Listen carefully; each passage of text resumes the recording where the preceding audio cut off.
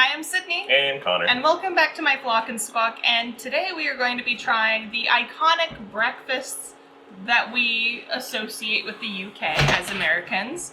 Don't mind the pets if they're making noise, they are fighting like children. So, first off, we have some actual UK Heinz beans that we are heating in a pot to be beans on toast, and we have some Worcestershire sauce off to the side because we were seeing that some people like to add that to their beans on toast. We have some bread toasting, and then we have the most controversial, I think, of the spreads you could put on is Marmite. Yeah. You either love or hate it, and a lot of people put way too much on according to the internet. Yeah. So we are going to try and do a very scant amount with some butter on toast. Yeah. So we have our beans heating in a pot right here, our toast is toasting, and yeah, you have not had any sort of Marmite Vegemite. I've had Vegemite. Yeah. It was a trick because they put on way too much. And it tasted like salted death. Yeah, I've heard it's very salty. It is definitely salty, but I think also it'll be good because we keep unsalted butter in the house. Yeah. Growing up, I always had salted butter, so salt on salt, and then having way too much of this. Yeah. From what I've heard is that there shouldn't be any thickness to the spread. Yeah, and on the nutrition label on this, it says 8 grams is a serving spread across 2 pieces of toast. So we are going to be very scant with this, and then if that's okay, maybe try a little bit more. Kind of see perhaps where the line is, but that's what we are doing today. Yeah. We did a video. Hey guys, stop it. Intermission. Sappho, come on. And we're back. The pets have been sorted. They've been told what not to do. Sappho was wanting to play with Karima a little too much. Yeah, the dog doesn't realize that she's big. And the cat does not appreciate being played with. Yeah. So, I totally forgot my train of thought on what I was doing. We were talking about Marmite. Yes. And not putting too much, and how we have unsalted butter. You had too much. And yeah, from there I got distracted from the dogs, so. Yeah, I also got distracted. We're doing toast, so we're not gonna just go straight up all one. It's gonna be segmented, like, so we'll have butter with Marmite as itself, and then with beans on top of the Marmite, and then I've actually never had beans on toast with just Heinz beans. So. Yeah, we've had hummus, which is beans. Yeah. We've had, I believe, beans with toast. Yeah. But not necessarily these beans. And we've had bean sandwiches. Yeah, and I make beans a lot with tortillas and stuff, which that's always funny, like, thinking about it. It's like, well, it's not a whole lot different than what I normally eat for breakfast and stuff. I eat beans often. Yeah, we are a bean-loving household. But I remember what my train of thought was, is that we actually did a video where we tried HP brown sauce, salad cream, and then compared that to just straight up Worcestershire, straight up Worcestershire, and American A1 sauce, which if you don't know, apparently A1 in the US and A1 in the UK / abroad, different.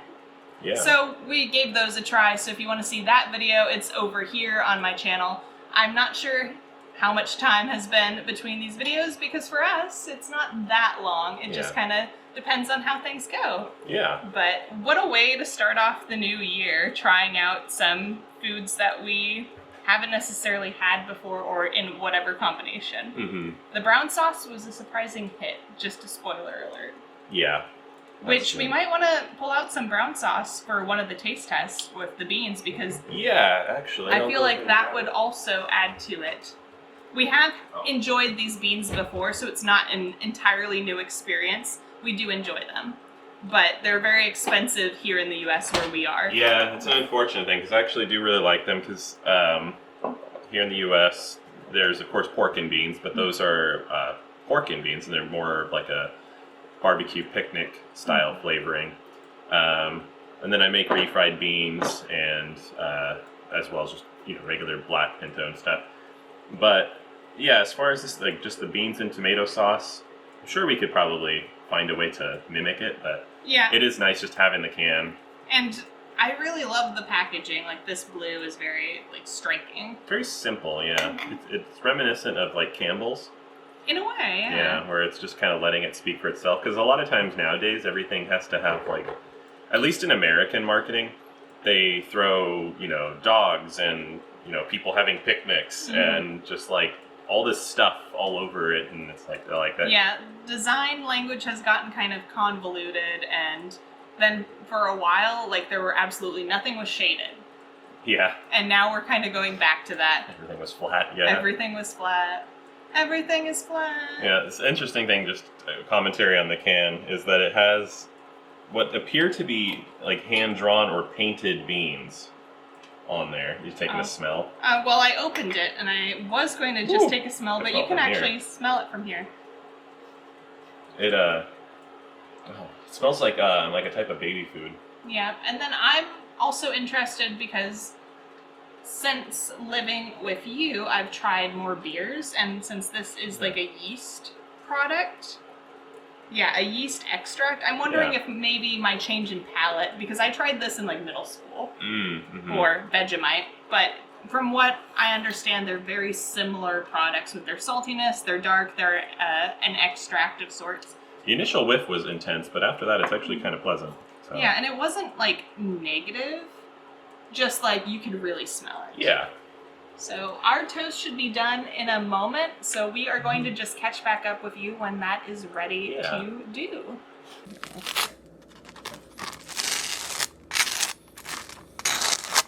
Very thin. Yeah, and what I'm going to do... It's also quite liquidy. I'm going to do less than that. And let's see, so we're going to have just beans on toast. And then the rest of it can kind of just be Marmitified. How about... Well, let's try it first. Let's do like this. Oh, that looks like a more appropriate amount than what I've seen people do.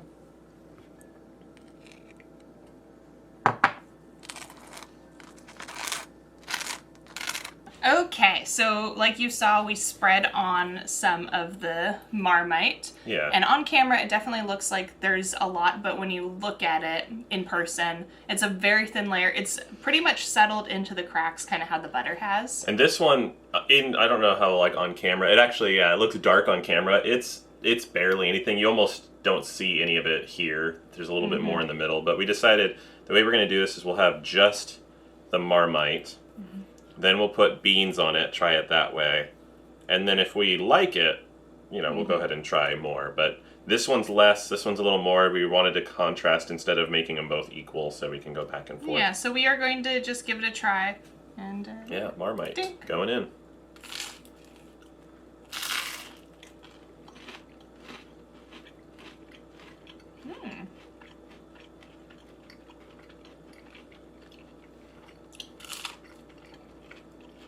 It's not bad at all. I have the stronger one here, and that tastes good. And kind of adds like a little extra sourness, we have sourdough, but it adds like a little extra of like that flavor. Umami. Yeah. Especially using unsalted butter, it's not bad, because with what it is right now, it's basically the saltiness of salted butter. That's what I'm getting out of it. I got a little extra pocket of it from one of the crevices. Yeah. Really good. And yeah, it has like that ever so slight sourness to the saltiness. Not bad at all. Yeah. I definitely can see how any more than this would be a problem. Yeah, it's salty for sure. And one thing I'm excited because I'll trade you. My thought process was, even if we don't enjoy it as a spread, I've seen recipes that use it in a way that you use concentrated like bouillon. I know here in the US we have something called Better Than Bouillon, and it's a paste like this that you add water to as your stock. So beans on top of the Marmite and butter.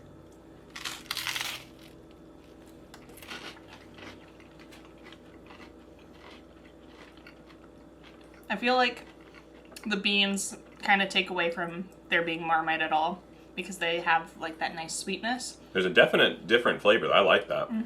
That is really good. I feel like with putting beans on top, you could probably get away with more Marmite. Yeah. But it does add a little extra of that nice saltiness that you kind of want in a thing. And no, we're not just dripping on the counter. It's going on We a cutting have board. a cutting board. You can just barely see it. But now we added the sauce.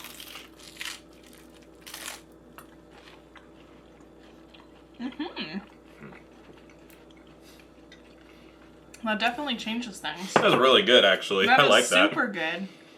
It's better than I thought it would be because I don't particularly care for it on its own.